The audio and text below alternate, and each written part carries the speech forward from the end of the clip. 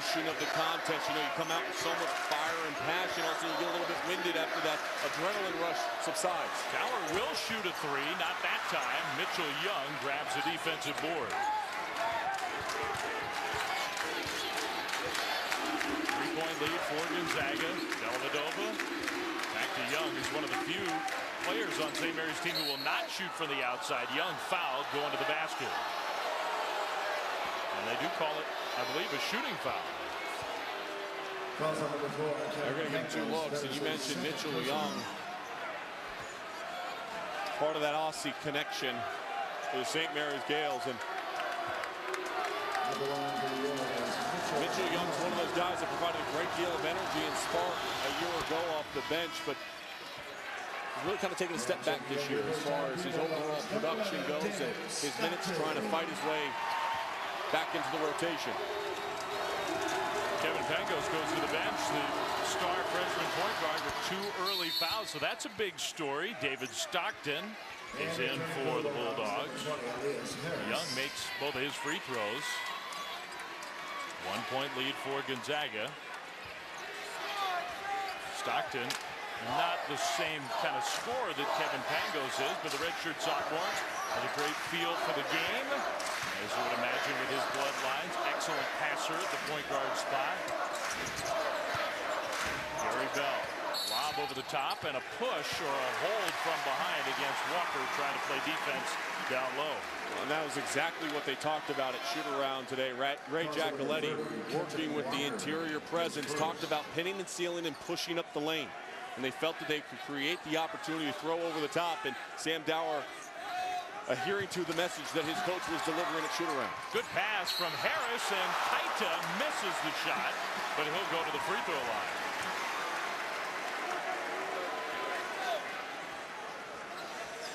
This is one of those all-call games, Dave, where everybody's got to be ready to go. When your coach calls your number, you have got to answer that call and bring something out on the floor. Kaita, a player who's had his minutes, as you see, under 10 minutes per game on the season. An opportunity to come in the early stages and make something happen.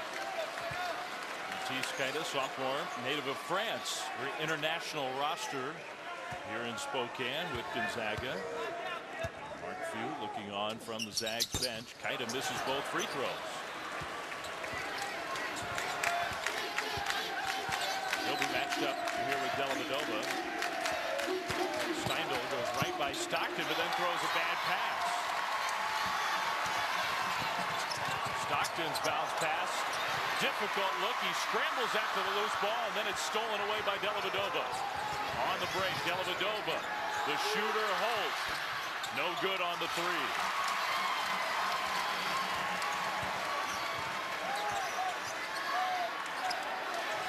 Dower feeling it early.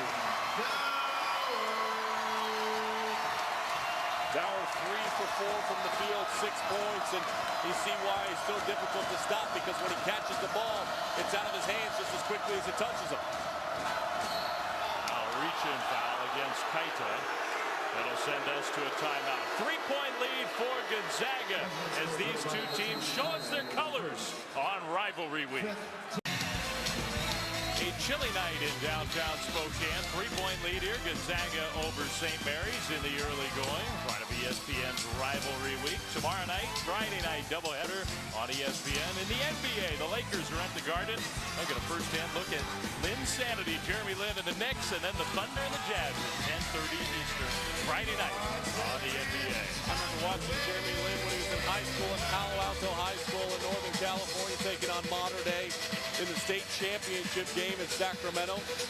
Boy, has he electrified the Garden. Chance of MVP after his first start. You know, he fits into that system really well, and I think that's something we see by both guards here tonight. I know Pangos is on the bench with 2 fouls, but Matthew Dellavedova for Randy Bennett and Kevin Pangos for Mark Few. These are 2 guards that fit the system extremely well, and that's why they've been so productive throughout the course of the season.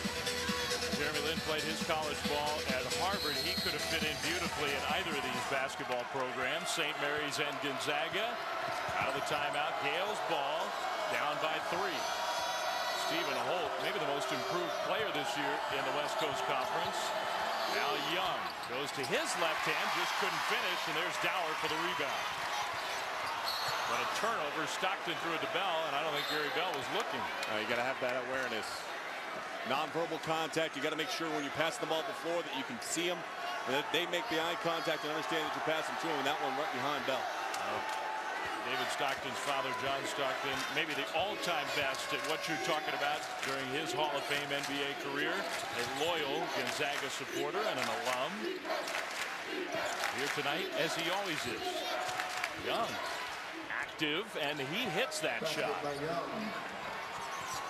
Points in the paint, getting the ball underneath.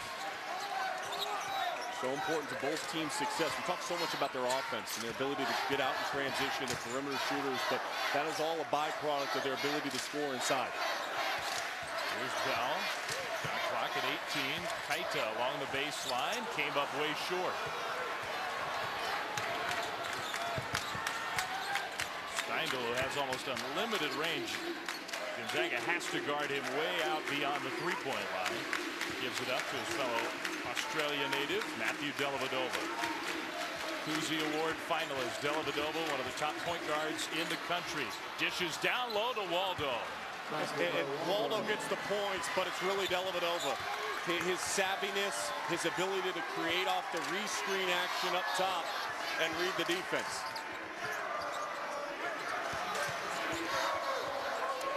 One-point lead for St. Mary's. Gonzaga basketball. Harris had it poked away, but he tracks down the loose ball and then travels. So a turnover against Gonzaga. Well, Matthew Dellavedova, as you see, over the top. Watch the way the screening action comes. He's going to come over here, and then they're going to re-screen, which is going to create the lane and gap. So there's the initial screen. Delly doesn't like what he sees, so he comes back, receives another screen. Now, Freezer right here, you're going to see the step. He dumps it right over the top, an easy bucket underneath. As Waldo does an excellent job shaping up and keeping his hands ready for the pass. Young didn't see Steindl cutting to the basket, and he travels for a turnover against the Gaels. This is the first lead for St. Mary's since it was 2-0. Randy Bennett, their head coach, signals for Rob Jones to check back in at the next dead ball. Gary Bell, little opening, missed the three, tip up by Sacre, but it caroms over to Dellavedova. Quick outlet to Holt. In some ways, it's like an extra point guard, but that was a sloppy pass. Eddie had it poked away, but he was fouled. And that foul will go against Holt on the ground. So you compound a mistake at the offensive end by fouling at the defensive end. I think they have ruled that a shooting foul. So Eddie's going to go to the free throw line for a pair of freebies. Randy Bennett, who had a terrible accident at Loyola Marymount after the game, a grease board fell on his hand, almost severed off his left thumb. So that's what you saw, that cast that he still has on his left hand. Eddie misses the first of 2 free throws. Randy told us the only good thing that came out of it was me, not one of my players. He was emergency surgery at 2 a.m. on the bus at 7 to fly out and take on BYU in late January. Able to still make the trip on the sideline and coach his team. Eddie misses the second free throw. There's Dower, though, and he rushed that shot.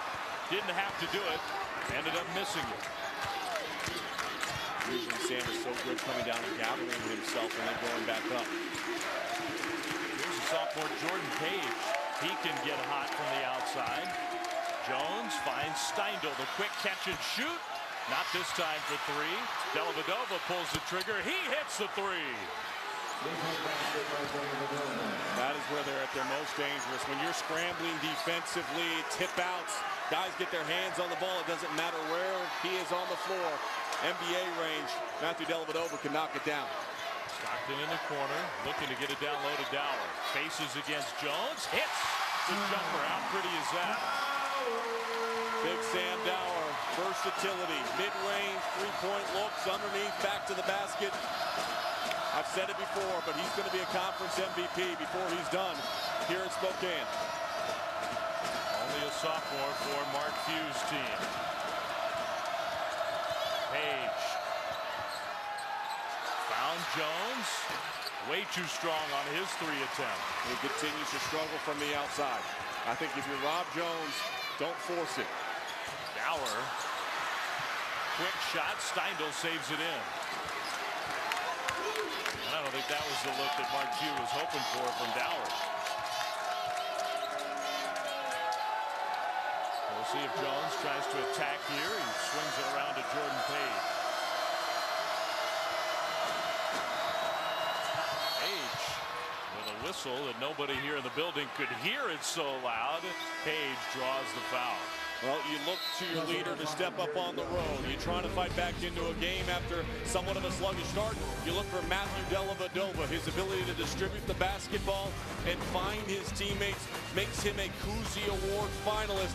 But he also can stretch you from the outside. Loose ball, unlimited range, knock it down. It's a 2-point lead for the Gaels.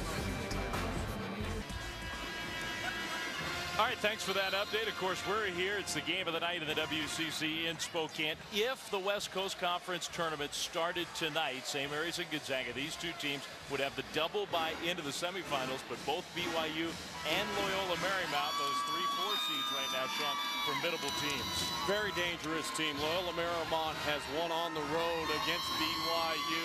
They have played a lot of teams tough. They won at UCLA early in the season. I think Max Good has done a great job there. And, of course, Dave Rose's squad at BYU, led by the 2 men underneath, Hartsock and Davies. Carlino, the freshman guard, the transfer from UCLA, still trying to find his way with consistency inside that offense. But the West Coast Conference is not just a 2-team league. It's not just St. Mary's and Gonzaga. It's got some quality depth to it.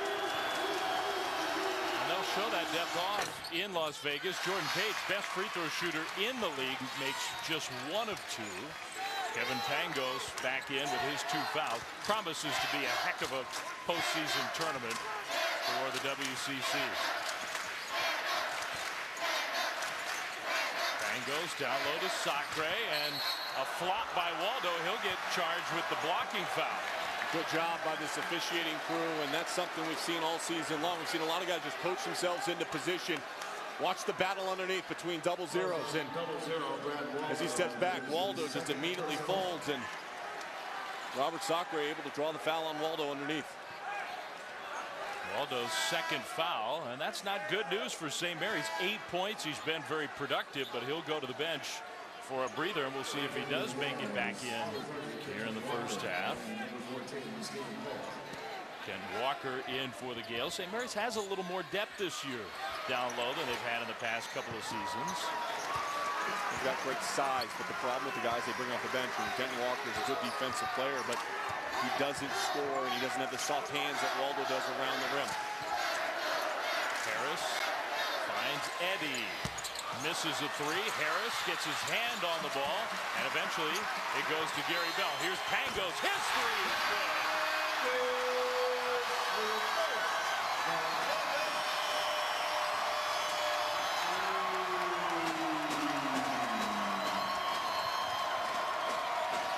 Pangos has that ability to stretch the defense. We all remember the 9 3-pointers he hit against Washington State. Well, there's Walker. Got a pass from Dellavedova, but couldn't get the basket to go. Pangos has started to pick up his shooting a little bit lately. Now Walker reaches around trying to defend that pass, and he commits his 2nd foul. Pangos just does an excellent job reading that screen, stepping away from it. Page was out on an island all by himself, and Pangos made him pay. 6 team fouls against both sides, so we're going to have free throws here for the final part of this first half. 21-21 game. Young's going to come back in, and Walker will go back to the bench. A much smaller lineup out on the floor right now. When you look at Mitchell Young coming off the bench, along with Rob Jones. They have Matthew Dellavedova underneath on Robert Sacre. Pangos, though, from outside.